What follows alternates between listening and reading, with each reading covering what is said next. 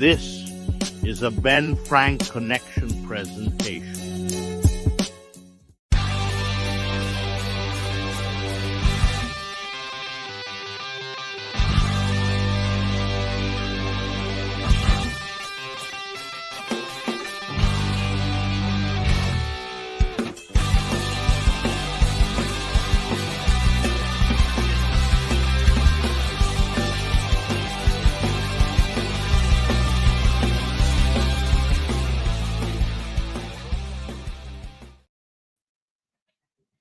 What is going on, everybody? We are back for another episode of the ABJ Podcast. I am your host, Anthony Blackwell Jr., here for another one. Very excited about this one. So if anyone's in the comments about to go nuts, this one's not live, but I still do appreciate, light the comment section up if you are watching it when this airs.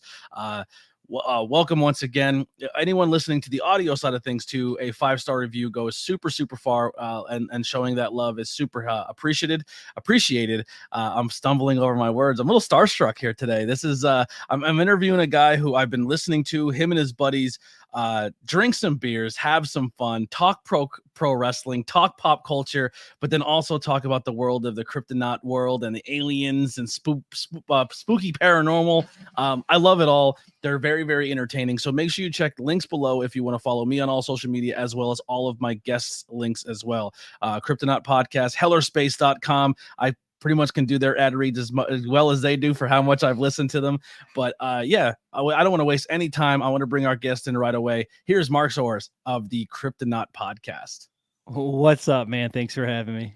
I'm super excited for this one. So you're up, obviously the Buffalo Bills hat. You're up in that upstate New York area, correct? Yeah. We're in Auburn, so we're located. Actually, we're between like Syracuse and Buffalo. So we've got like Rochester and over towards the like the Buffalo end, and then there's like Syracuse. So yeah. So my dad lives up that way. He lives honestly, I just had a brain fart of where he's is, but he works up there and then comes home every now and then. But we go up to like the Finger Lakes area. And it's where I'm literally right near Finger Lake. I'm like there's a bar or a brewery up there that I'm a huge fan of. It's kind of off track to begin, but it's called War Horse Brewing Company.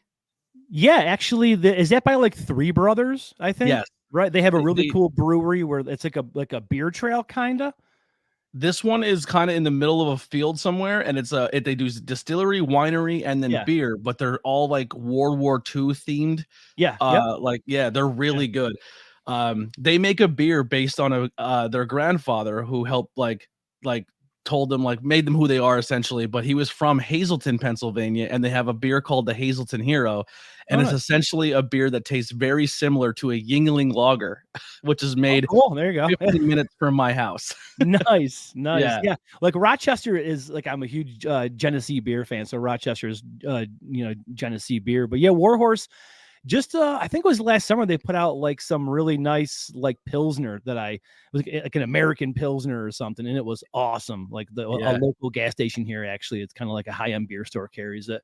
But Warhorse is awesome. And the area we're full of like wineries, cheeseries, I guess is a thing, and tons of breweries, like Prison City breweries here in town, and that's the area that we're from. This is beautiful up there, and it's very similar to Northeast Pennsylvania. The only difference, like, we're very coal region, but we're like little small towns of like populated towns in the middle of just woods. It's just woods, and then town, 25-minute drive, another small town. Upstate New York is laid out very similar. Yeah, no, we're always like within a couple of minutes of a Walmart, a drugstore, and like a cow field. And then dairy farms, and then the Buffalo Bills Stadium's like 2 hours away. So that's pretty much how I actuate where I'm going, is how close I am to a Walmart or a cow field. So so living in the middle of the woods where you travel those back roads from town to town and have those fields, like, that leads to a lot of ghost stories and I seen something in the woods, which kind of leads to where you guys are, the Cryptonaut Podcast. How did you guys come up with the idea of this? Now, I know, me listening, you guys have had a podcast before and you've been involved in this community for a while, and then this kind of sparred, but tell me how you guys did that to the audience. Yeah, so we had a show for years where it was kind of like a pop culture show because, I mean, myself and Rob and Chris, we've been friends since I was in high school. Like, I graduated in like 99, so I met them like around that time. And our big bonding thing was like, music and comic books and, like Smallville when it came out. Like, myself and Chris and Rob were just like freaking out, like, oh my God, can you believe what happened on Smallville? Because that's all we had. Like, it was just Smallville. So yeah, we started a show doing that for a couple of years. Actually, I think it was almost like 4 years we did it. We just kind of got tired of kind of not rehashing the same thing, but just talking about the same thing constantly. So the entire time we were doing that show, Rob and I had met, and he was starting a website called American Monsters. So that was like his very first like kind of step into like research and publishing different articles about cryptids, and he had it all broken down into cool categories. So we were doing the website the entire time, and then at the end of the Earth's Mightiest Bastards, which was our older podcast, Derek Hayes, actually, at the time, he was part of, it was called Here There Be Monsters podcast, got a hold of us. He's like, hey, I like your website. I dig your podcast. Could you guys do like a promo or something? Yeah, and we did. And I listened to his show and I was blown away. I'm like, man, this is like hitting my like coast to coast AM Art Bell. Like, this guy's got callers calling in, all these really cool experiences. And then I'm like, man, it kind of hit me. I'm like, well, wait, we talk about, normal pop culture stuff and whatnot, but like, Rob, you research all these monsters and we have a website that we're not doing anything with. Like, why don't we just take this content and turn it into a show? And we did it kind of like as a half-assed joke. We're like, I don't know, we'll see, maybe it'll work out. And yeah, we transitioned into that show and we kind of like, I think we launched with like 3 episodes. They were pretty short. And then the ball got rolling, and now it's been, I don't even know how many years later. I think we started in like 2018. And we just continue doing it, and people just kind of got it and jumped on. And before you know it, like like our listenership grew, and we had like a Patreon, and then we kind of had to turn into a company because the Patreon got so popular, which is awesome. We appreciate that. And yeah, so it was one project that we sat for years doing nothing with, and then we took something that was kind of sitting idle and turned it into what we have now. And it kind of works. It still blows my mind to this day that many people listen to it, but it's kind of cool. I enjoy it. It's super fun. I love Rob's story. I love his stories. I love his, his writing style, the way that he narrates everything. It's great. So yeah. The dynamic of the friendship is really cool too. Like you're kind of like, it's funny because like good friends, everyone's kind of the brunt of the joke at some point in time. And you guys all kind of trade off. Except Chris. Chris is always kind of like the leader. You know what I mean? Like no one dares mess with Chris, and if they do, they're very respectful with it. Yeah, no, because Chris can go like for the heart real quick, when you least expect it. He's my fun to push. I love poking him with stuff because like Rob's like a big bear. I can just jump on him and start slapping him around. It's not a big deal, and he can give it back to me. But Chris is like little tiny pokes, and then he gets you with something real hard, and you're like, oh God, that kind of hurt. Yeah, that was personal. Yeah. But the dynamic of your friendship really shines through on the podcast, and I think it's like a buddy podcast. So if you're into, I always try to relate it to like mainstream, because it's sometimes it's hard for people to attach themselves to people they don't know, especially in a podcast space, because every comedian, everyone in the entertainment field now has a podcast. Right. And I don't think they're all as good as they meant to be, but I think more people are infatuated with celebrities than they are everyday people.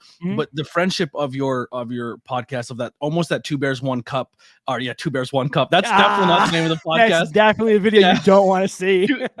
Two Bears One Cave vibe of just two good friends bullshitting. But like you said, if you're into pop culture, are you into the like, hey, you guys scratch the pro wrestling itch every now and then? For me, like it's all still there, but then underlining of the stories of these pop culture and Cryptonaut stuff. And it's not just a Cryptonaut monster. Sometimes there's a ghost story in there. Sometimes there's the alien stories where is it hell or space, and that theme is kind of fun. But then the listener stories are fun, and the Patreon episodes are really good because that's when you guys really let the guard down, the beer started flowing, and then it's turned to 11. But just that aspect of the podcast is so much fun. Now, where do you guys lie on your spectrum of how much do you buy into the stories, or like, do you believe in this world, or you like? I'm in the world where I want it to all be real, but realistically, it's probably not. Yeah, I think we all keep a pretty decent, like a healthy skepticism about it. I definitely tend to get more wrapped up in the story, and I kind of start get going and believing more in it. But ultimately, though, I think that we're all pretty healthy skeptics about it. Like, it's, a lot of like listener stories, for instance, is that's just like listeners sending us their experiences. So we're very like respectful of that. Okay, this is what this person experienced, and we might say like, well, was this something that maybe they misinterpreted or like misidentified? But everyone's experience, it's kind of like a personal thing. So we just kind of take it, kind of analyze it, dissect it, see where we're coming at from it. But I think overall, we all have a healthy skepticism with it, because you don't want to be a true believer.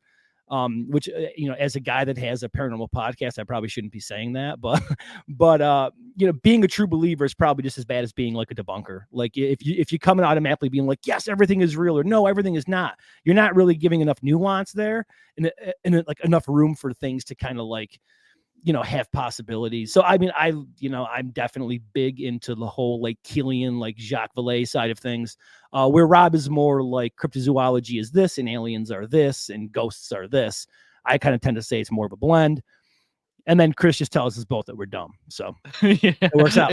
It's a great balance. And that's another thing you kind of touched on too, is even though there is a healthy of that comedy aspect when you are telling these stories and you're like, well, what if it was just this? And you come up with this crazy theory of just what is it? The spores or something crazy, and that you're hallucinating, or we use that all the time. It's the it's like the whatever swamp gas. Yeah, like swamp gas, or like weird bread spores that like make you hallucinate. Or we also go to like diabetes, because diabetes is the one. Yeah, like Rob's mother's is a diabetic, and when her sugar gets all messed up, she'll start to hallucinate. My grandmother also, when she was alive, she was a pretty severe diabetic, and she would like talk to people that weren't there, like see stuff in the walls, and we're like, oh man, Graham's blood sugar's real whacked out. Or no, it's really bad. Yeah. So yeah, we always have diabetes. You have those theories too, is when people are under those hallucinogenics, are going through those moments where they are hallucinating. Is it hallucinogenic?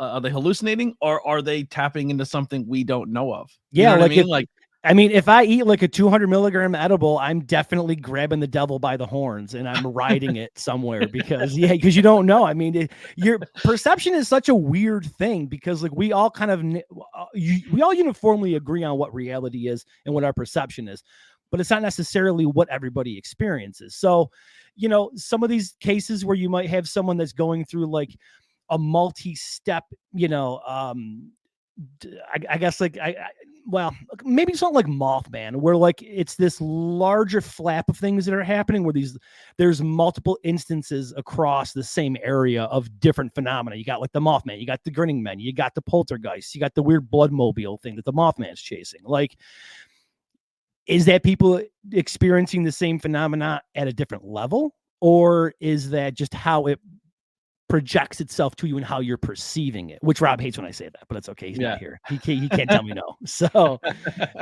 yeah. It's the whole thing with like reality and perception is kind of interesting with this, because I've never really experienced anything super creepy or super crazy. Maybe a couple of things here or there. Rob lived in a haunted house for a little bit that was kind of creepy, but we don't know. I mean, I don't think I ever spent more than a half an hour sober there. So, I mean, I don't, even during the day, like, I don't know, what it could have been, but yeah, it's all in how, like, you interpret it, or how it interprets you.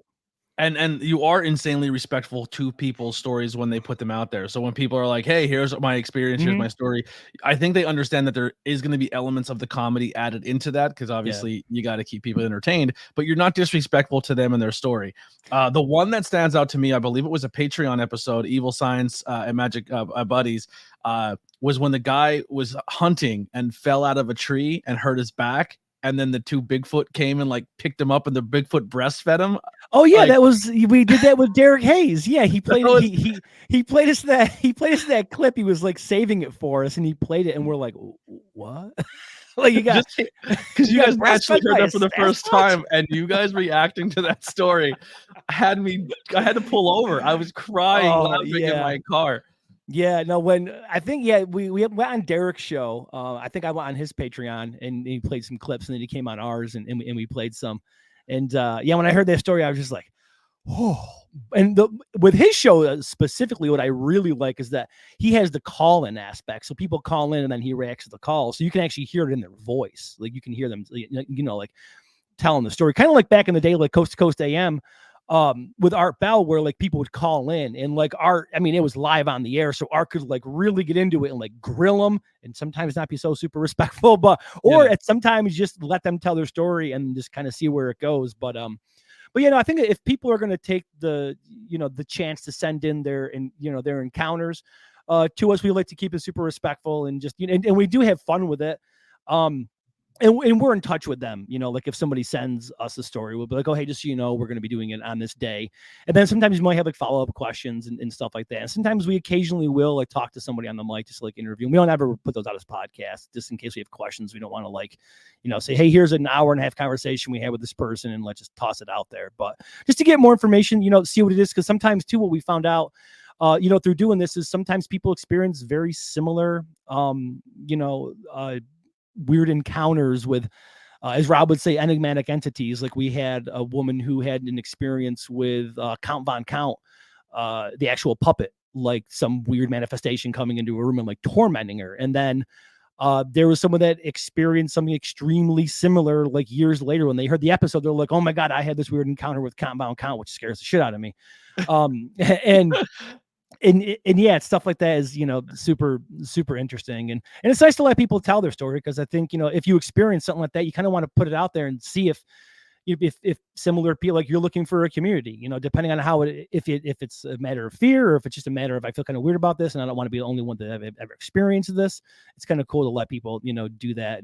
But also, have a, good time talking about it. So it's absolutely bonkers that you brought that one up, because that was the next one I was going to say about episode that just, I was hooked. Dude. Wait, there's people who are experiencing Muppets. Like, Muppets. More than one. Yeah, which is really weird. More than one person in different parts of the world have experienced Muppets, like puppets from Jim Henson's creation. Yeah. Walk out of their closet or come through their bedroom windows. Yeah.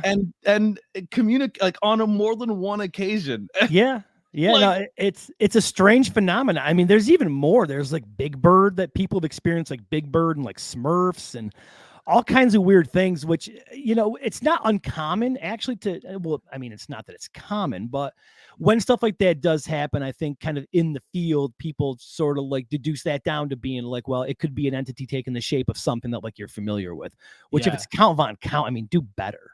I know the Greys are like gray aliens are like notorious for doing that allegedly. But it's just bizarre that you'd pick a puppet. Like, I mean, there was an instance with like Yoda, like a woman woke up and like Yoda was looking at her and like screamed. You're like, what? Like, why?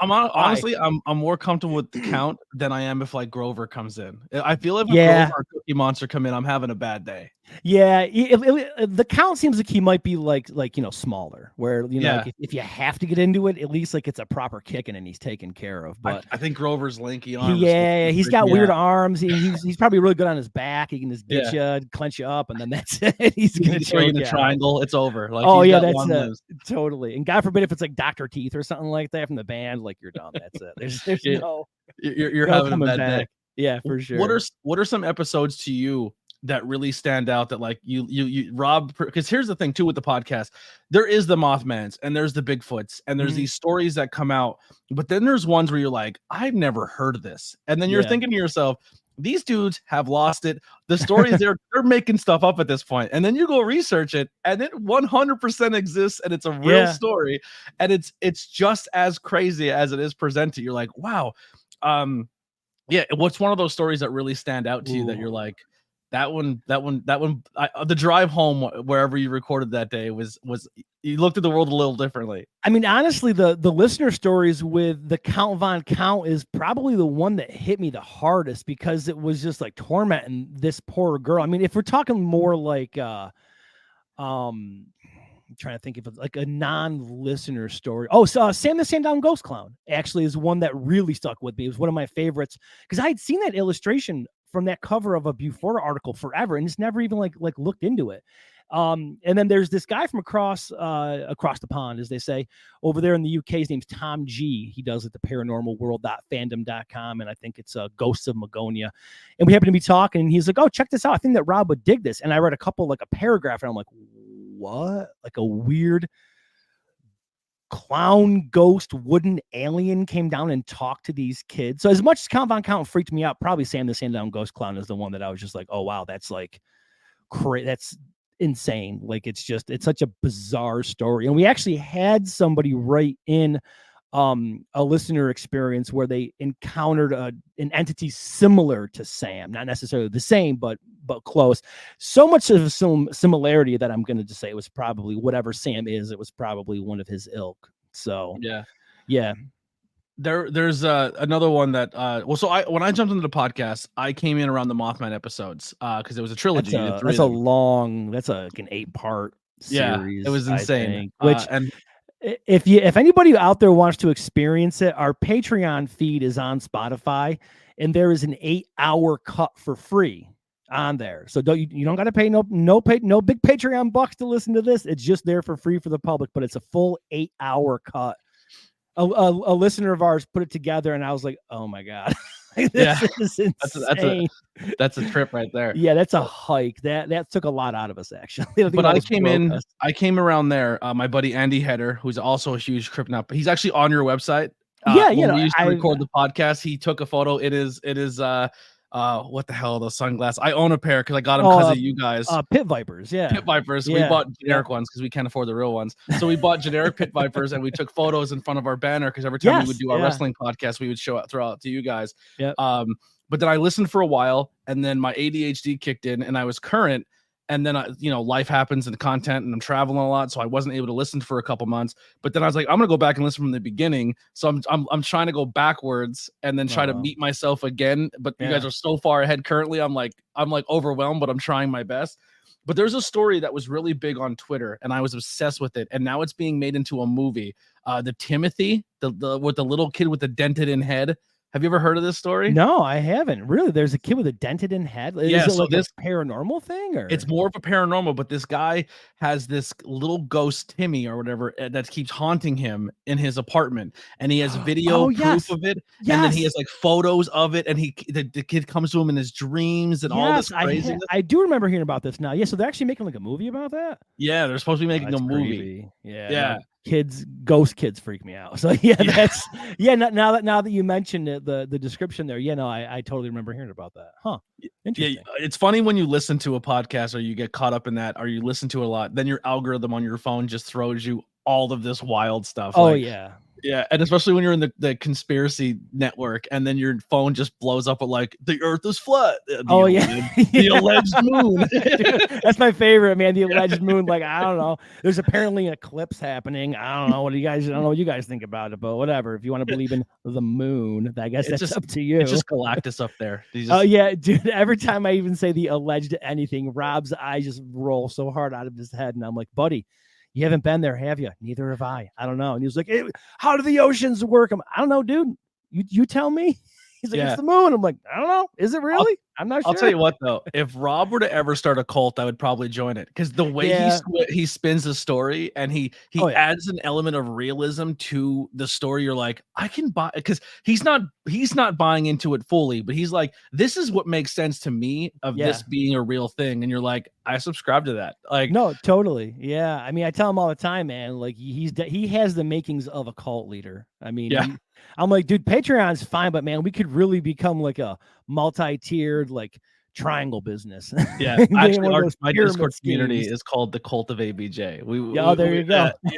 Nice. It's weird to me that people support your content the way they do, and like I've never experienced that growing up, where it's like, oh, people care enough about you to give you their hard-earned money because they like your content, and that you're insanely thankful for it. But I'm like, I feel like a cult leader. Like, so that was the joke. Nice. But one thing I'm very proud of is my community, and my community is a drop in the bucket compared to yours. You guys' community is fantastic. Like they're you awesome, guys, the Facebook community, like you guys didn't even start that. Someone started that for you guys, and like, yep. So you just logged on to Facebook one day and there's a group page with thousands of people who just support your content. Yeah, actually there was the gentleman out, he was out in California. He started it and then he kind of had some people give him a hand with it. And it was just like a listener page, like, like, hey, we're listeners of the show and we all kind of into the same content. So we can just, get together in this area and kind of share stuff. And yeah, it's super cool. I mean, I've even found like Reddits. There's like I think like 1 or 2 Cryptonaut Reddits. And I'm like, oh, what is this? Like if somebody has like a subreddit for us, like, oh man, that's awesome. Like the only real community that we actually like curate is Discord because it's tied to our Patreon. And we have some good buddies of ours that like run that, they like moderate it for us. But even that, the fact that people pay money to get access to a Discord to like hang out and to just talk with us or talk with each other, it's like, wow, okay, cool. I mean, you kind of get that weird imposter syndrome where it's like, man, I got to go to work tomorrow. Yeah. Like, there's thousands of people who love me. Yeah. Like, I mean, it's super cool. It's awesome. It's one of those things that it happened. It was gradual that, we kind of picked an audience up. And then obviously Rob, like with the guys who live like Astonishing Legends and then like Rob Christofferson and then Derek over there at Monsters Among Us, like just kind of, talking with each other and talking about the show. And then as it kind of grew, it just, the fan base itself, the listener base just grew like, pretty well. And now, it's great. There's plenty of people that are out there that, that support us monthly on Patreon and they get the, all the bonus content and then they have access to the, the Discord. And yeah, there's like, like you said, like the Facebook fan group, which is super cool. And then there's a couple of subreddits and, social media. It's one of those things like when we started off doing the show, I was super big on social media. I'm like, I got to post and I got to do this and I got to do that. But just like as life gets in the way, and then kind of as your audience grows, like it's great to grow an audience because you're like, yes, cool, we got people that like us. But for every person that's going to like you out there, someone is going to super hate you. And they're going to let you know about it every day in your DMs. So yeah, there's like a line there where it's like social media is great. And I think it's awesome to connect with people. And I love it. I love getting DMs from like, listeners, and people that support us. But then there's that aspect of like, well, I got to go to work in the morning and I got a wife and I got 2 kids and I got a lot of things that I got to do. And I got to also edit this podcast and get the boys together in the studio to record. So I can't spend a whole ton of time, doing a bunch of social media stuff. But I do enjoy the engagement and it is fun. It's just, you got to kind of find a balance there, especially now that I have like young kids. I'm trying to teach them like, you like your TikToks and your Snapchats. I can't figure out what the hell Snapchat is for, but whatever you're out there doing, like, you got to kind of have a fine line there of like, you don't want to get, too much into it. I always tell the guys, like, I don't believe my own hype. So yeah, so it's fine. Well, that's one of the things like listening from the beginning and then kind of picking up where I left. You can see like here in your guys, the way you conduct yourselves of when things started kicking off. And I felt like there was a point in time there when things were kicking off. And this is not like a knock to anybody, but it felt like Rob was like, I just want to read my books. I want to tell my stories. Yeah. And Chris was more like, I'll come if I'm available. Yeah, exactly. and then you're kind of case. Yeah. And then Chris, and you're like running the social media, trying to be that mediator between the listener and the content. Yeah. And then when it started getting to the point where Patreon was blowing up and you were getting a lot, you were like, people like, yeah, you said that imposter syndrome. I can kind of sense it in you that you were at a point. And if I'm wrong, tell me. But you kind of had the thing where like people are giving us their hard-earned money. We have to like do something to contribute to that. And everyone's like, just keep doing what we're doing, baby. Just ride it out. That's exactly it. It's like it kind of especially with Patreon, like it happened to a point where I'm like, shit, that's a decent amount of money that we need to become a business to like actually file like taxes and get a lawyer and an accountant and stuff like that, which thank God we have an awesome lawyer and we have an awesome accountant. They're my favorite. They're right here in town. They're local. We're keeping it local with them. So I see them all the time. So they're super cool. But yeah, I mean, when people are paying to listen to you and your friends talk about dumb shit, that it's what we talk about normally. Like if Chris and Rob and I were hanging out anywhere, I mean, me and Chris have been in band. We were in bands together for years. It was the same thing we would do during practice. Or if we got together at Rob's house and hung out on the porch, it was the same thing. But we're like, oh wow, people are like paying to like actually like listen to us do this. And we do have a flow. Well, like a workflow. So like obviously Rob researches the stories and then he brings them to us. He narrates them. We discuss them. I do all the Patreon research during the week where I find the fun stories. And then I present them to the guys. Rob reads them. So we have like a pretty cool, like, way that we do this show. And we're going to get into video, which is nice too, because the kind of, video's obviously a thing now. It's been a thing for a while. So I can't wait. It's going to be super fun. So yeah, we kind of have like a nice workflow with it. And the biggest thing with us is like, obviously I have a wife and kids and a career, and I have all kinds of things going on. So it's a matter of finding kind of like with social media, like a balance. And like Rob, he takes care of his mother and he babysits like his young niece and nephew. So for all of us, it's like a balance of like, okay. And, and Chris, he's there, every week doing it, but he also, he gets sick on kind of like on a pretty like regular basis, just because he has like a really crappy like immune system and everything. Yeah. So like with him, and then of course the pandemic happened, and that was like good for nobody, because like Rob and Chris are definitely two people that I'm like, oh man, you can't be getting sick. But yeah, no, it's one of those, this kind of the way that it kind of kicked into high gear. It was kind of fun. It was cool. Kind of just took off. And I mean, the people that are on the Patreon, they're like, wow, you guys do an extra bonus episode like every week. And, it's super cool. I guess some people have Patreons that they don't do like a super ton of bonus content, which I think one episode a week is really kind of easy to do for us. So it's not like anything, major. I'm in that thing where I'm not big enough yet that like I put stuff on Patreon and maybe one person listens to it out of the maybe 5 or 6 people that are on there, and then they're like, we're just here for the general support aspect because we like you. We don't really need extra content. We're here because we enjoy you. Yeah. And I'm like, and I'm at that struggle now because we just got monetized on YouTube. I just got monetized on YouTube after 6 years, and it's like, I don't want to paywall your audience because they got you to the dance, but then also the one where it's a really fine line to try to juggle. And as a content creator, it's something that a lot of people don't take into consideration of like how much you are appreciative of your audience, but you also don't want to like, I love you monetarily this much more as a listener. You know what I mean? Yeah. Even like doing the tiers, like we have like, like the $1 tier is, 1 bonus audio and a shout out, and the $5 tier is 4 bonus audios and a shout out during the month. So, but there's plenty of people that are like on the 1 and the 5 that are like, I've never heard any of your bonus audio. I support Patreons for like podcasts. One of them in particular that does a ton of video work. I think I've watched maybe 2 videos. I just listen to like the audio stuff.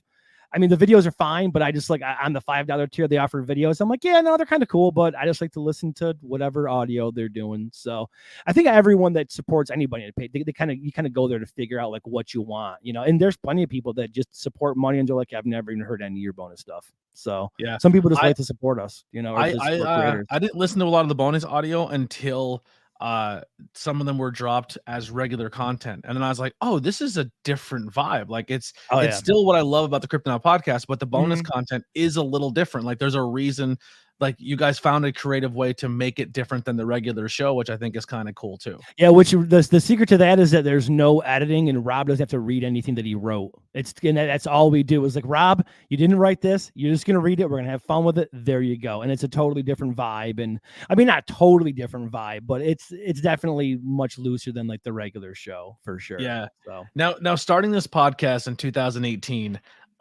Where everything was kind of like, you're crazy if you think of this, or like, oh, you're either fine line, like this is completely fake, there's no such thing as any of this, and then there's the people who are like, there's something here, here, and then we hit a part in the world where our actual government agencies are saying, oh yeah.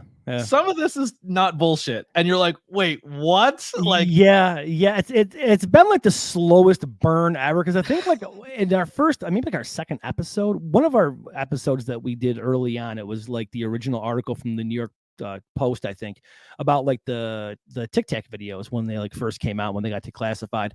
But yeah, and then over the next couple of years, including up to now, with everything with David Grush and Jeremy Corbell and like George Knapp, it's like, so wait a minute, you guys like know about this stuff? Like you really do? I mean, yeah, we kind of, as an old school like UFO head, and just like again, like coast to coast, and like, dipping my toes into conspiracies here and there, you're kind of like, yeah, the government knows. And then, you're kind of in the back of your mind, like, I don't know anything. There's probably nothing there. And then all of a sudden they're like, no, we know. And you're like, God damn it. Like, there we go. Now we can't go to the dance and have fun. Now this is going to be like a thing. Like I always joke with the guys. I'm like, man, like disclosure is cool, but like if it ever does come out that there's non-human intelligences and like UAPs, and all of a sudden like what we talk about is not like super fun, where it's like the news, I'm gonna be like, oh boy, we gotta talk about ghosts. That's it. Because from that point, it's like, oh God, it is really interesting though to see, just how kind of the government was kind of strong-armed into being like, yeah, okay, no, there's things out here that we don't really know about, which if you do follow the trail all the way back to like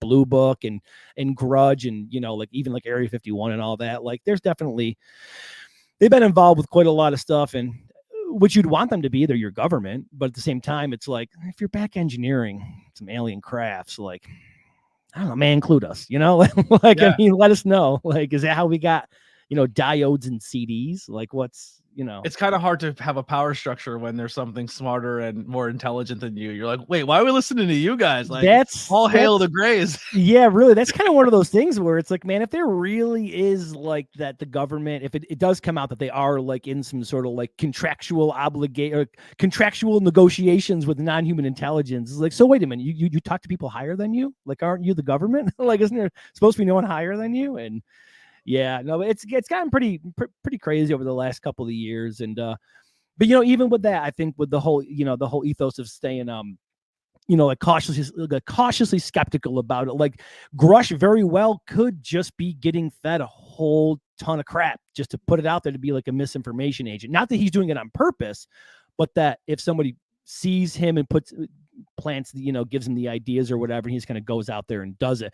Because everything that I've, you know, read, listened to, and seen from him, he's very dedicated to it. And he's like, yeah, no, we need to get this out there. But there is that possibility that he could just be getting lied to. And he's doing his part by being the whistleblower and going out there and doing it. But if the information is disinformation or misinformation, then that's just a bigger part of how they kind of dupe the, you know, citizens of the United States into not knowing what's going on. So yeah, I'm a huge Blink fan, and when Tom left to go be professionally crazy, I was so heartbroken. I was like, this guy is chasing aliens instead of making music of the band I like. And then his organization is like a key thing of a lot of disclosure. Like, to the stars. Yeah. All right, Tom, I'm sorry.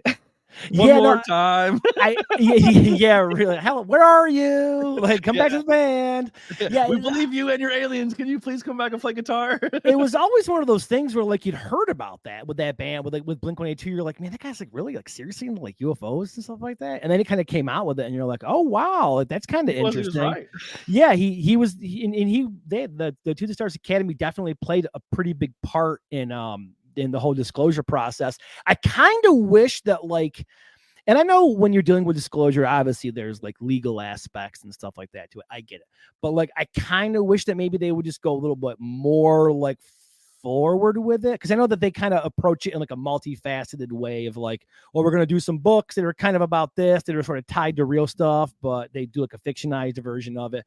Like, I get it. I understand you kind of have to, but just put it out there. You know, like, just stop beating around the bush and put it out there. But it is kind of cool that the guy from Blink-182 was like a huge, you know, UFO guy. My Blink-182 pop shrine right there. There you go. Nice. It's Blink-182 and Ghost. That's my two. Oh, cool. Nice. Yeah, I saw you were in that cool like Ghost Misfits shirt. Well, I purposely did the Misfits one because nice. I mean, I'm sure Glenn Danzig is definitely into UFOs and aliens, but I don't know if I want to know his take on them, honestly. Him and his tiny legs. Some tiny Danzig-esque. I was going through because I own, this is not even a bullshit, like I own probably close to 700 to 800 t-shirts. Oh, and wow. It's either pro wrestling, it's like a culty cool t-shirts, or it's like I have like 8 Cryptonaut podcast t-shirts. I noticed. I saw the photos of you and Andy. Yeah, I'm like, man, these guys got more Cryptonaut merch than I do. Like, holy crap! I was actually wearing one the last 3 or 4 episodes. I do like a lot of live streams, like when Monday Night Raw or SmackDown or Dynamite are on. I do these like hangouts where like people come in and just can hang out or bullshit, or we just talk wrestling or talk anything. Nice. And a few times I've been rocking my Cryptonaut stuff because I'm a fan of what you guys do. It's awesome. Now, when you guys record, I have 2 quick questions, and then we'll get into like off podcast stuff. But sure. When you guys record, is it like with the pandemic when you were able to record in the comfort of your home and had that thing? Mm-hmm. Did you enjoy that better, or do you like the fact when you guys are all together in one location? Yeah, no, we all hate doing like the remote recording, especially back then because we didn't really have like the technology to like do it. So we had like what are they called? Like Blue Yeti mics, and they're really hard to use, like super hard. And if you Rob, don't find them, you will hear someone's heartbeat the whole episode. Oh, believe me, there's plenty of episodes you can hear Rob breathing through his eyeballs. Yeah, it's terrible. It's really bad. No, with the pandemic, because nobody really knew what the hell was going on. Like, so we're like, all right, and obviously with Rob and Chris, having just health issues and like immune system issues, of like, well, I'm a sewer worker, that's what I do, so like my immune system's fairly You're a superhero. well. Yeah, I'm the hero of sludge of human excrement. So I'm like out there working with everybody, and I constantly kept getting exposed to it, whatever. But I ended up being fine. Everything ended up working out. But no, the remote recording was really a pain. We do it now, but we have better technology. Like we have better mics. We have a better system of doing it. We obviously got webcams, because for the longest time we would do it with no webcams, and that was next to impossible. So, but whenever we can, we like to do it in person. But now with our new setup, if we have to do remote, it's definitely much easier. And depending on if we're busy or we can't get together or whatever, we might do a remote here, here or there. But yeah. Now, the other thing is, we'll kind of go back to the alien thing. There's a theory out that I kind of subscribe to more, is that they're not so much living in another planet, in another area, and then traveling to us, where it's all like linear, like time is linear, and they're just in a different like dimension or realm of us. Oh, totally, yeah. But we all exist inside the same space, but in different forms or frequencies. Just like multi-dimensional. I mean, and then they're saying like the nuclear wars where it kind of really sparked that, where it's like, yo, your stuff is like bleeding into ours, you got to chill with that stuff. Like it's a weird theory, but I kind of subscribe to that. And how you guys say that cryptids are kind of like aliens lost animals. Yeah, that's a big one. That Earth is like an SPCA for the aliens. They break through the portal somehow, and they end up here like Stranger Things. They were like, wait, what the hell? And then they just go back. No, the whole interdimensional theory, like I've loved that ever since I first heard about that. I'm like, oh, this explains so much, because it's not that they're extraterrestrial; they're just interdimensional, so that they're existing in the same sort of. Like you said, like say it's the same sort of space, just in a dimension adjacent to us, which I think is super interesting. And I mean, the theory that they're from the future, and they're us in the future coming back to tell us to chill out. Yeah, the Greys, they're big with that. With the Greys, or like, it's us in the future, and we evolved to be these weird giant head, no genitalia having little It would make sense that they're really obsessed with people's genitals, because we live in a time now where that's a big talking point. We care more about, like, instead of people having livable wages, we're like, wait, what's in your pants? Tell me. Exactly. It does make sense. It's starting to check out. Yeah, since they don't have any too. So the whole interdimensional thing is awesome, and even cryptids. I mean, I kind of tend to think I mean, all the time, I guess, honestly, that even cryptids can be like an interdimensional creature. Like, I'm pretty big into like the interdimensional shaman Bigfoot. Everybody hates me for it, but that's okay. I'm fine. I'm gonna die on this hill, so by myself. It's okay. I'll be here. But I mean, there is like science, and there is like quantum theory and string theory that kind of goes into that could explain it. And because there's just a little bit there with it, I'll just run with it and just be like, no, that's what it is. But I guess it kind of makes more sense that they would be more local to us than to actually from like a different like a planet or like a different star system, that they would actually be like here. And even when David Grush brought that up in a Joe Rogan interview, I'm like, did he really just invoke Magonia and Jacques Vallée? Like, he really did. He even talked about like, this non-human intelligence showing itself as like, fairies back in like, ancient times, or even like, he said like a hairy bipedal hominid. I'm like, what?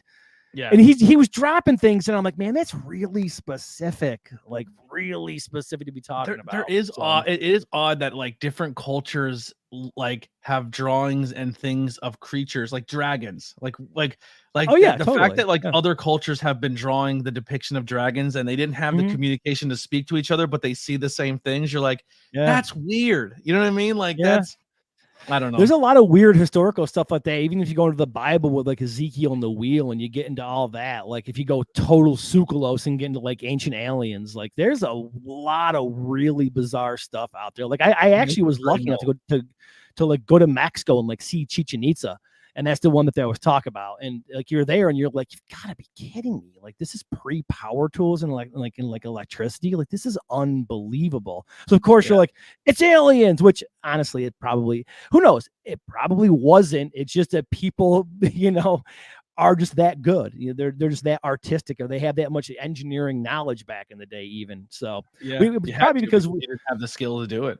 Yeah, and because we have iPhones and in YouTube and webcams, we're the greatest technological thing ever. I can't build a pyramid. I have no idea what even. I can't read a tape measure, but I can Google anything, dude. I use tape measure constantly, and I have it marked off. I have one of the ones that actually gives you like everything, all your markings on there. Yeah, I'm not trying to do some weird fraction. Like, get out of here, dude. I need to know. Now you can just take your phone to it, and it'll measure it from your phone to the camera. You're like, what? Yes. Yeah, I've actually used that a couple of times where I just like, what is this? Measure it real quick, but yeah, no, that's pretty neat. So when you're not tending to children and talking cryptids with your boys, what are some things, Marc, that you're into outside of that realm? Like you have a whole room full of stuff back there. There's a lot to dissect in a human background.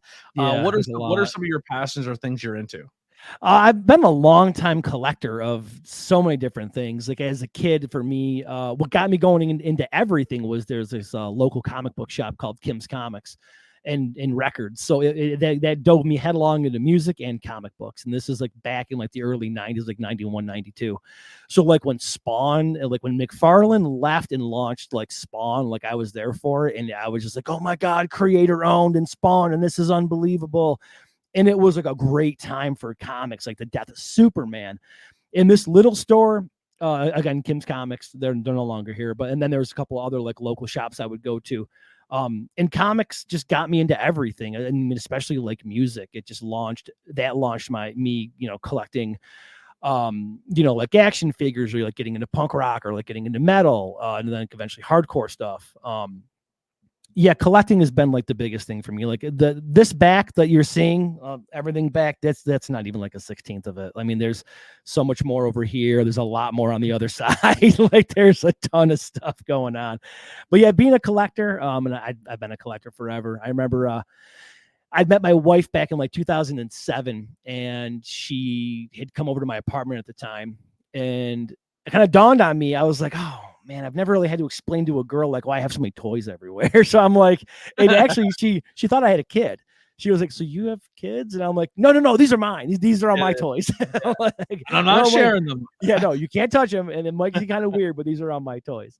So yeah, collecting is probably the biggest thing, whether it's, action figures, vinyl, comic books, tons of Funko Pops. It's a huge issue. I have an app to track everything. I sold my first collection to start. I pulled a Kevin Smith. I sold like all of my collectibles so I can start podcasting. Oh my God, really? Oh man. I wanted to do this. Actually though, I've sold stuff to get equipment totally. Like if I needed, like actually this microphone, I think I sold a couple like collectible things on like Facebook Marketplace. I think get a couple $100, grab a new mic. So yeah, no, I mean, I get it. I mean, when Kevin Smith tells that story, it's just like, oh man, your entire comic collection, really? Like, you didn't even do part of it? Like, just do a little bit of it, like a. But he rolled on himself, and he said, one day I'll be able to buy this all back and then some. And now yeah. But no, I think that's pretty much it. Just collecting and being a dad. It's all my time right there. Honestly, it's just my kids, my wife are pretty much all my time. Obviously, I have a full-time job that I do too, but that's Monday through Friday, 7 to 3. Occasionally, I get called in when things break and catch on fire or drown. But so yeah. And I love collecting stuff to the point that like the entire basement of our house is mine, and it's just full of all this Love stuff. that. Yeah, my wife's like, well, I wish I could have a basement too. I'm like, I bet you do. Now does your passion for the cryptozoology and Cryptonaut and supernatural and your collectibles, does that bleed into your family? Like, is your wife and kids in this, or are you just weird dad?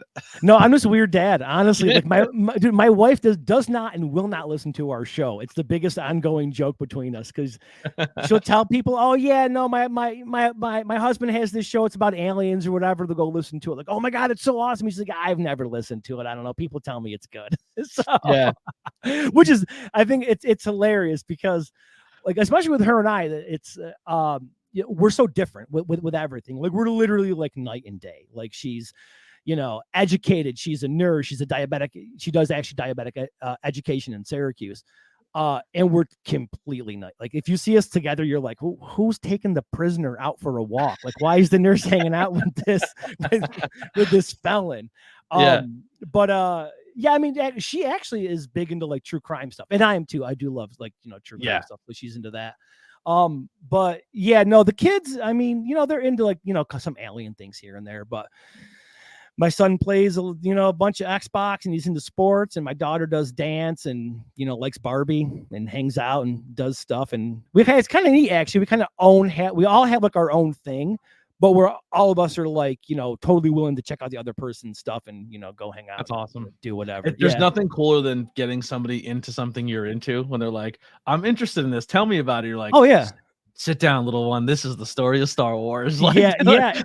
And even like, as my son, he's 13 now, but as he gets older, he introduces me to stuff that I'm like, "Oh man, that's like really cool." Like, super cool. Especially like music stuff. Cause I mean, I love music, but like, I'm kind of stuck to a certain point. Same.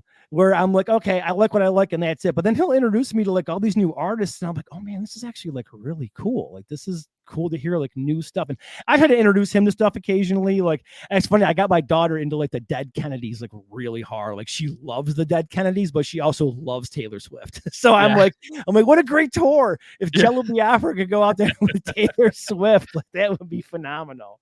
Yeah, she got me into Taylor Swift, which is hilarious. My buddy's currently on tour right now with Guar. He's their guitar tech. And, oh, nice. And it's funny because like he got me into, I knew of Guar, but I like my first experience of Guar like was seeing them live, and I was like, this is awesome. Like, they've been around forever. How did I now just like, as a pro wrestling fan, you give me a gimmick or you give me something, I'm running with it. You know what I mean? And I fell in love with them. I'm like, these are so much fun. Yeah. So it is cool when people introduce new things to you, especially if they've been around forever. It's just, it's a joy in pop culture that it's fun to pass along. It's funny. Guar was one of those things that like I'd always seen, in like, I'd see like stuff on MTV and like Maury Povich or whatever, and I was always kind of like into him. But then my younger brother really got into him, and he started getting all the movies. And I'm like hanging out, I'm like, yeah, I'll check this out. And I'm like, holy shit, this is genius. Yeah. And then I was lucky enough to actually, I think I saw them 2 or 3 times with Odorous before Dave Brockie passed away. Yeah. And it was unbelievable to see him live. I'm like, this is like, and I love gimmicky stuff too. I love the Misfits. I mean, Ghost, Kiss. I love Ghost. Yeah, for the love of God, Kiss is like the most gimmicky band ever. But like, I love that like showmanship and just like the cool like theater of it, which is why like when I was a kid, I loved like wrestling. But yeah, when I saw Guar, I'm like, man, this is like a whole. It's funny. I was just listening to like This Toilet Earth the other day, as a matter of fact. And actually, a couple of years. I mean, it was more than a couple of years. It was a while back. I got to hang out with Sleazy P. Martini at a comic convention, and my son was with me and hated him. Hated Sleazy P. He like wouldn't talk to him. Hated him. But then when he'd get out of his Sleazy P and he was just being Don. He thought that Don was a cool guy, but then he had to go get his Sleazy P outfit. My son's like, I hate Sleazy P. I like wouldn't talk to him or anything. And Don, Don Draculich, he's a super funny dude. He is like, he would talk normal, and then he started going into like the Sleazy P voice.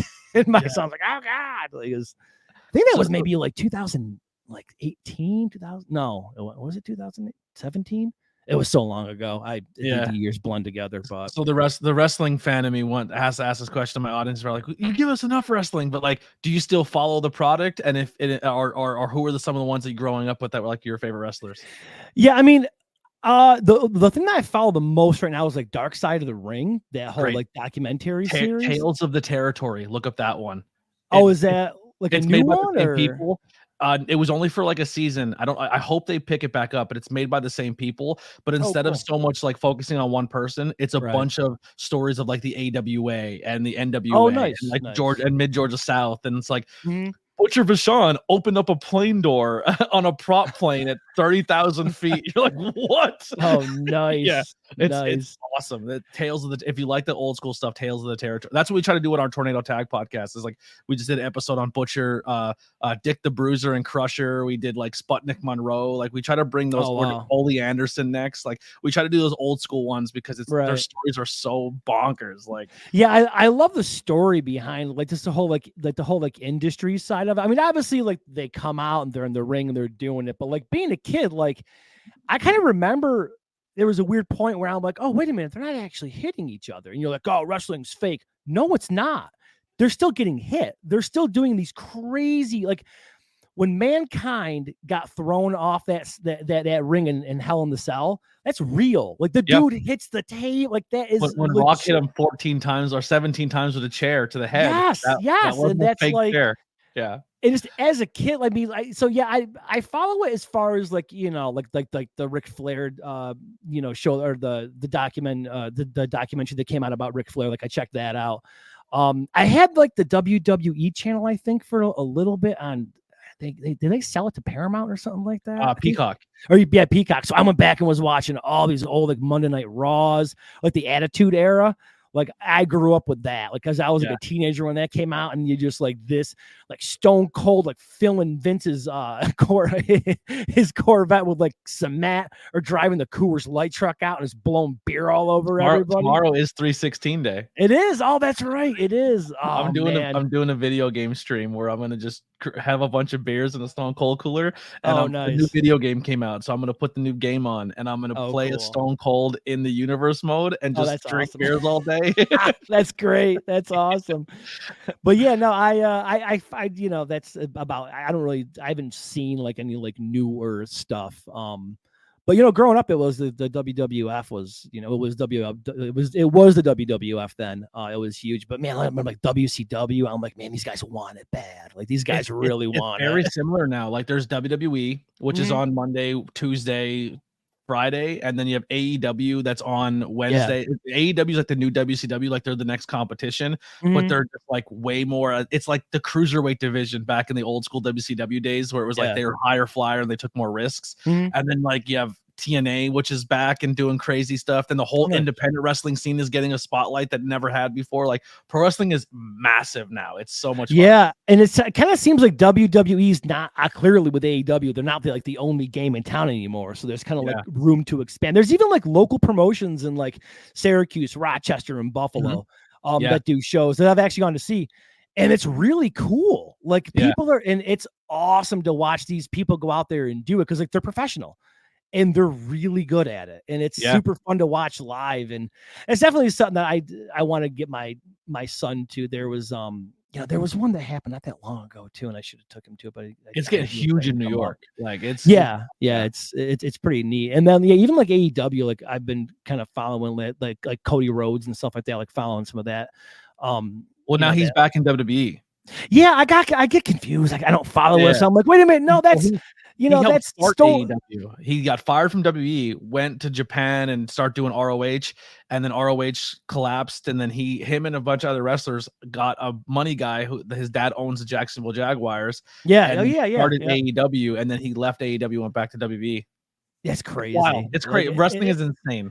Yeah, and then I think like Vince McMahon is clearly on the way out now. Oh yeah, well he's gone. He's done. Gone completely and possibly going to jail forever. For all the stories that we've seen on TV during the Attitude Era, they might have been real. They could have been real. Yeah. And then like him they ended up buying up like Dark Side of the Ring, right? Just kind of like hush people up to be like, all right, man, calm down. Like you're talking too much shit about Vince. But growing up though, it was such a cool thing growing up, because you know you had like Hulk Hogan and Andre the Giant, and it was like, yeah, this is great, but man, as soon as you got to like The Rock and like the Attitude Era, like NWO. You're just like, oh, this is off the rails, amazing. It was so good. It was Jerry Springer every week on wrestling. Oh yeah, there's like Brock Lesnar throwing a kid in a wheelchair downstairs, and you're like, I shouldn't missing a leg. Yes, I shouldn't be applauding this, but this is phenomenal. This is great. That's so much fun. All right, the final question here, and listen, I'll get to the pleasantries here, but your Mount Rushmore of Cryptonaut creatures. Who's your Mount Rushmore? Man. All right. So my favorite all time, you can kind of see in the back, like right. I can't figure out there. Okay. You see right there? Yep. Yes. The Flatwoods Monster is my favorite of all of them for sure. I love that encounter that, I don't know. I mean, it's an alien, it's a cryptid, it's an interdimensional being. No one really knows. So we definitely got the Flatwoods Monster. For just the sake of my sanity, Mothman. For sure, because Mothman has to be there. It's just one of those things that, I mean, that series was so long and so in depth, and that wasn't even the entire thing. There was still more to it. I'm trying to think. And then probably definitely Sam the Sandown Ghost Clown for sure. How many people are on Mount Rushmore? 4, I think, right? 4. Yeah, 4. I'm trying to think. Okay, so I got dude. I don't want to be that guy, but like Bigfoot. Bigfoot's fine. Have to really. I mean, but I wouldn't put Bigfoot on Mount Rushmore at all. I would go for like the Potosi, the Potosi sheep slayer or something really weird like that. Like, yeah. All my episodes are blending together, but the last one I listened to was the one where the guy just got through a divorce. It hit too close to home at that time for me too, because I was going through most of it. But like he just went through a divorce, but him and his dog moved out to a trailer, and this like creature kept like stalking his trailer. Yes. It murdered his dog. It killed his dog. Yeah. Oh man, that's crazy. Yeah, it was like supposed to be some weird like possible Bigfoot creature. Like Bigfoot stuff is cool. Don't get me wrong, I love it, but it's kind of like the ghost show of cryptozoology, because like there's so many different variations of it, but nobody ever gets into like skunks, like a skunk ape, or like the Honey Island swamp monster, or like an Oran Pendek. They're just like, yeah, no, it's just Bigfoot. You go like knock on wood and see if they're there. That's the one cryptid that like is fine, it's cool, but like if we very rarely do like a hairy hominid one, because it's not just strictly a Bigfoot. It's always some weird, like the Murfreesboro mud monster or something. Yeah. Always like some like weird one. Which I think we have one coming up actually. It's like a breaking and entering, like a home invasion with a Bigfoot. Which is do you guys have any crazy stuff up where you're from? Like something that you're known for in that area, like a cryptid or a ghost or paranormal thing? I mean, we had. At Maze Point, there was a thing. There was it's supposed to be like a serpent, call it like the Maze Point. What is it? Fish. That ended up being like a sturgeon, which is kind of neat. But there's actually Rob's mom. We had to do this story eventually because Rob's mom may have seen this when she was younger in I think it's Cuga Lake. It's called like Old Greenie. It's supposed to be like another like serpent type thing. But up in Buffalo, especially like Tonawanda, we used to get a lot of reports of people seeing like devil monkeys, like more than one person seeing a devil monkey in Tonawanda. I was like, very specific, extreme, to the point that we actually like reached out to the DEC. We're like, I don't know if you guys know about this or not, but there's people in Tonawanda that are seeing devil monkeys, which is a super weird hybrid between like an ape and a dog and a kangaroo. They're terrifying sounding, but we have the Butler gargoyle, like in Northeast Pennsylvania. Oh, like, yeah, we have that one. And then our big claim to fame, where we're from, is it's more of a ghost thing, but the Jim Thorpe prison with the handprint on the wall. That's I actually got to record inside that prison. Oh, that's awesome. That's pretty fun. Pennsylvania is full of a ton of really cool like cryptid stuff. We have squonk is the best. The squonk. Yeah, it just cries like it turns into puddles. Yeah, it does totally. So a good buddy of ours, Cole Harold, is from Pennsylvania, and he covers a ton of stuff out there. Like we've got one coming up. The Bluefield frog oil is coming up. Yeah, it's super cool. It's really neat. There's like the Chickies Hill mummy.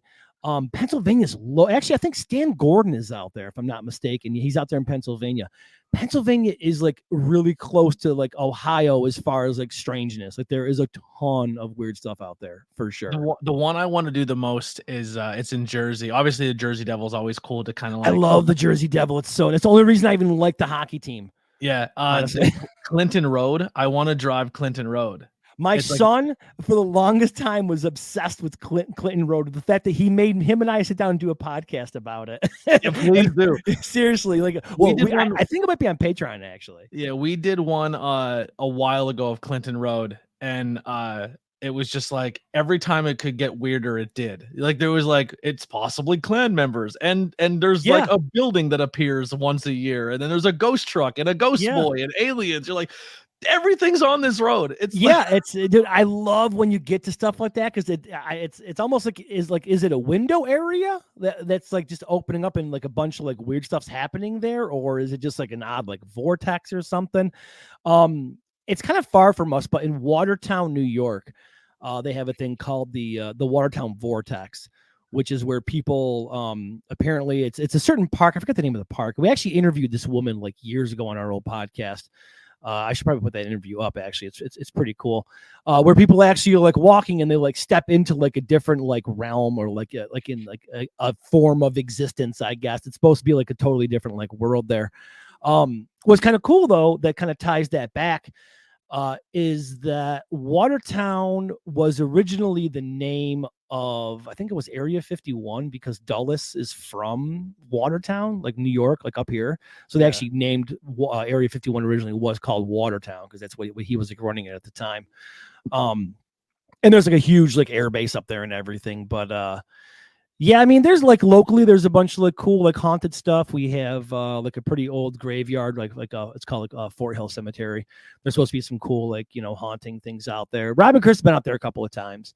We have Gettysburg too, and that's always, huge, man. There you go. Piss off everyone we talk Gettysburg. I'm like, they're actually not Gettysburg's ghosts. I'm like, what do you mean? I'm like, that's been too long ago. The ghosts now are actually the reenactors who have died.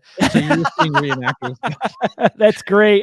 The reenactors, because there's been so many reenactors. You don't think like some of them like, and because they always say that ghosts latch on to what they love the most. Yeah. So imagine if like 1,000 reenactors have died. And they loved it so much that they called Gettysburg as reenactors. Yeah. Oh man, that's awesome. Yeah, no, they would totally be there. That's great. Oh, that's funny. The reenactment ghost. Yeah, and then we have a couple other like random things here, but yeah, I mean, it's it's nothing nearly as cool as that for sure. Awesome, man. Well, where can people find? Obviously, just search the Cryptonaut podcast. But where can people find and support you guys? And what days do episodes air for people that want to tune in for the first time? Yeah, so we're available wherever you get your podcasts at, whether it's Spotify or Apple Podcasts or like YouTube. The Cryptonautpodcast.com will kind of connect you to everything. You can join the Patreon there, which is patreon.com/Cryptonautpodcast. Our bonus audio episodes come out on Sundays around like 10 in the morning. And our regular episodes drop on Mondays. So we kind of like do the Monday deal, which, now years later, I'm like, man, Monday is not a great day because there's a bunch of holidays that happen on Mondays and people generally aren't at work listening to podcasts, which is a majority they can be of our driving people. In their car to a location. And that's true. Yeah. It's funny because on holidays, I do see a pretty decent drop where I'm like, oh no, it's a Monday. No one's at work, but it picks up the next day. Sundays are bonus audios. Mondays is the standard episode.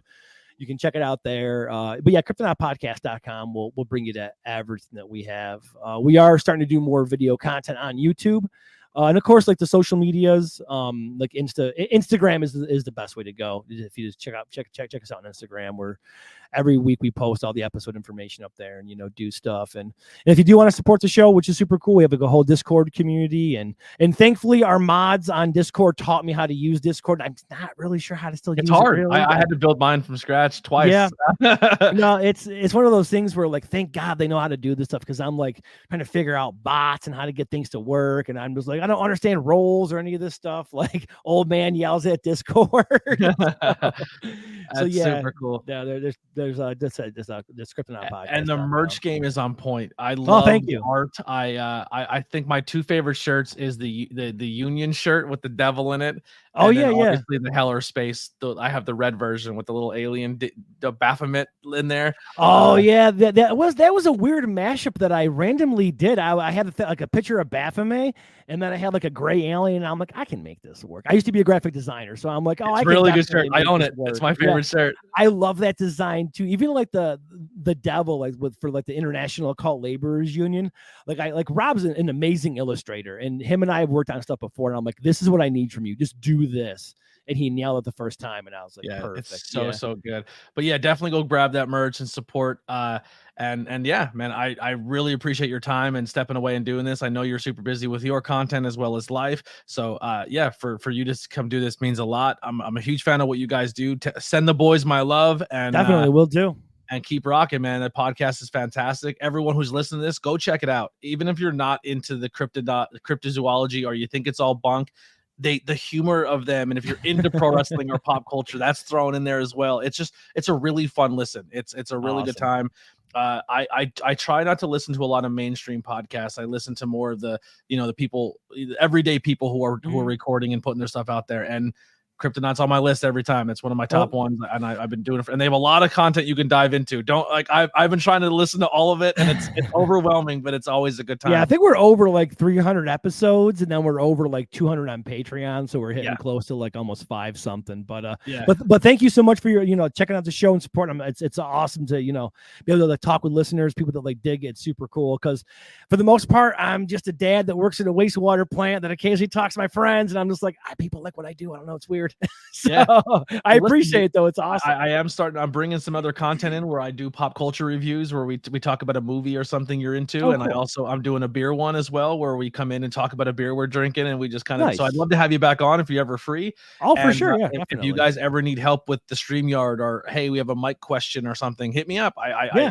I want to make your stuff look and sound better because I enjoy consuming it as well. So if you ever need me, I appreciate that. That's awesome. And thanks so much for having me on, man. I appreciate it. This is a super fun time. It was awesome. Thank you so much. Well, that'll do it for the ABJ podcast. Make sure you check out the links below to follow the Cryptonaut podcast. Hit up that YouTube page. Everyone who's watching this on YouTube, go follow their page. Give them a subscribe because the video content is coming, and you can listen to it on YouTube or via any podcast platform. That their community is amazing. Their Discord community is amazing. And I think you can get into the Discord for as little as $1 on Patreon. Yeah, it's a great community. They have a Facebook one as well. Everyone there is insanely welcoming. But that's pretty much all I got. That's going to do it for us this time. We'll see you on the next episode. Here's some music by the Converse Kid. We're out of here.